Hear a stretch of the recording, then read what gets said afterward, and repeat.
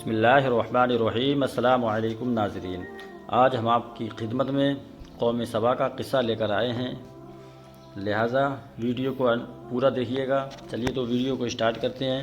قوم سبا پر اللہ کے عذاب کا واقعہ۔ اہل سرسار کے ایک قوم جسے قوم سبا بھی کہا جاتا ہے، اللہ تعالیٰ کی بے شمار نعمتوں کے اندر زندگی گزار رہی تھی۔ یہ قوم ایک عظیم تہذیب و تمدن کی مالک تھی۔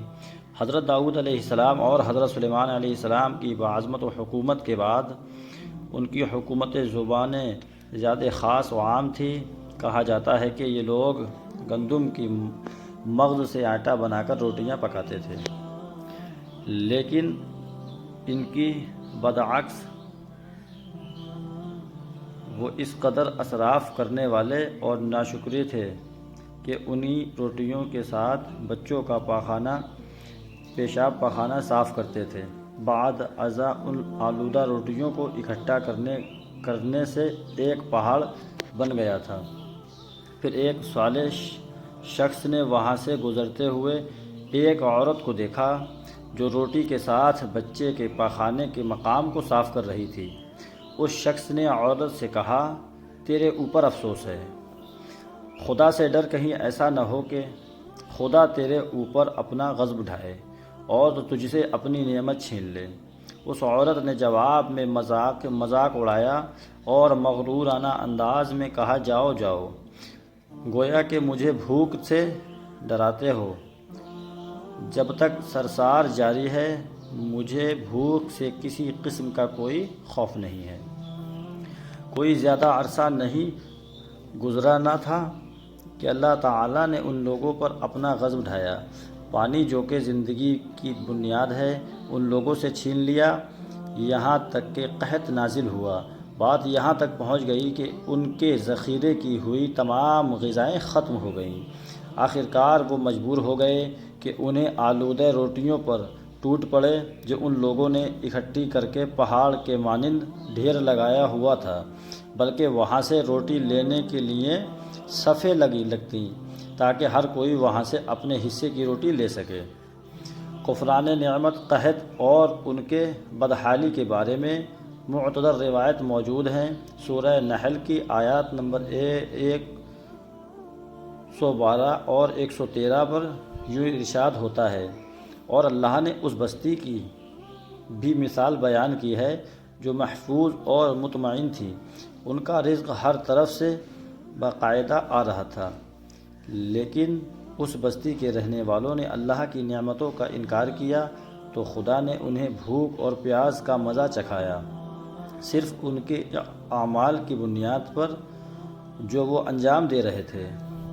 اور یقیناً ان کے پاس رسول آیا تو ان لوگوں نے اس کو جھٹلایا، تو پھر ان تک عذاب آ پہنچا کہ یہ سب ظلم کرنے والے تھے۔ اسی قوم سبا کے بارے میں ایک واقعہ بیان ہوتا ہے کہ ان لوگوں نے اپنی زراعت کو بہتر طور پر کاشت کرنے کے لیے پانی ذخیرہ کر کے خاطر بلق کے دو پہاڑوں کے درمیان ایک بہت بڑا بندہ مغرب تعمیر کیا ہوا تھا۔ سوراخ اور دوسری پہاڑوں سے گزرا ہوا پانی اس بندے میں آ کر وافر مقدار میں جمع ہو جاتا تھا۔ قوم سبا نے اس پانی سے صحیح طور پر استفادہ کرتے ہوئے وسیع و عریض اور بہت سے خوبصورت باغات لگائے اور کھیتی پہاڑ کو رونق بخشی۔ ان باغات کے درختوں کی شاخیں اس قدر پھلوں سے لدی ہوئی ہوتی تھی کہ کہتے ہیں کہ اگر کوئی شخص سر پر ٹوکری رکھ کر ان کے نیچے سے گزرتا تو پھر خود بخود ٹوکری میں گرنا شروع ہو جاتے اور قلیل مدت میں ٹوکری تازہ پھلوں سے بھر جاتی۔ لیکن نعمتوں کی کثرت نے انہیں شکر کرنے کے بجائے سرمست اور غافل کر دیا تھا، یہاں تک کہ ان کے درمیان بہت بڑا طبقاتی نظام وجود میں آ گیا تھا۔ ان میں سے صاف اقتدار لوگوں نے کمزوروں اور ضعیفوں کا خون چوسنا شروع کر رکھا تھا۔ یہاں تک کہ ان لوگوں نے خدا سے ایک احمقانہ التماس کیا جس کا ذکر سورہ سبا کی آیات نمبر 19 میں ملتا ہے۔ انہوں نے کہا خدایا ہمارے سفروں کے درمیان فاصلہ زیادہ کر دے۔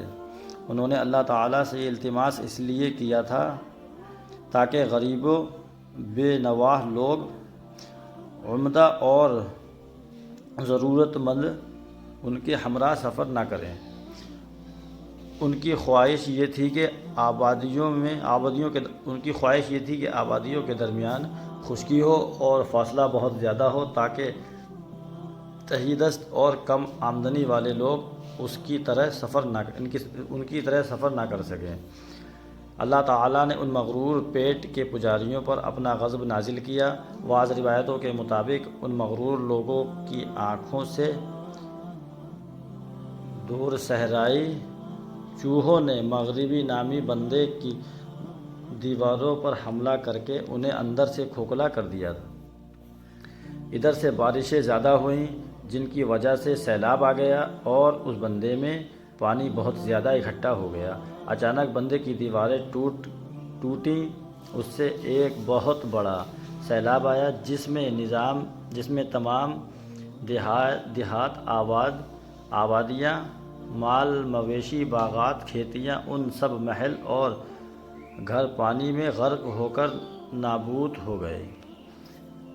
ان کے باغات اور زراعت میں سے صرف بیری کے درخت اور کچھ جھاڑیاں بچی تھیں۔ خوش الحان پرندے وہاں سے کوچ کر گئے تھے، جبکہ الوؤں اور کووں نے قوم سبا کے کھنڈروں میں اپنے گھونسلے بنائے تھے۔ اس بات کا ذکر سورہ سبا کی آیات نمبر 15 اور 16 میں ملتا ہے، اور آخر میں سورہ سبا کی آیات نمبر 17 میں قرآن کریم میں اس واقعے کا یوں نتیجہ نکالا ہے: یہ ہم نے ان کی ناشکری کا سزا دی ہے اور ہم ناشکروں کے علاوہ کسی کو سزا نہیں دیتے۔ تو دوستو، کیسا لگا آپ کو یہ ویڈیو؟ اگر ویڈیو اچھا لگا ہو تو ویڈیو کو لائک کیجئے، ہمارے یوٹیوب چینل کو سبسکرائب کیجئے، اور اسی طریقے کے ویڈیو دیکھنے کے لیے ہمارے ویڈیو کو شیئر کیجئے۔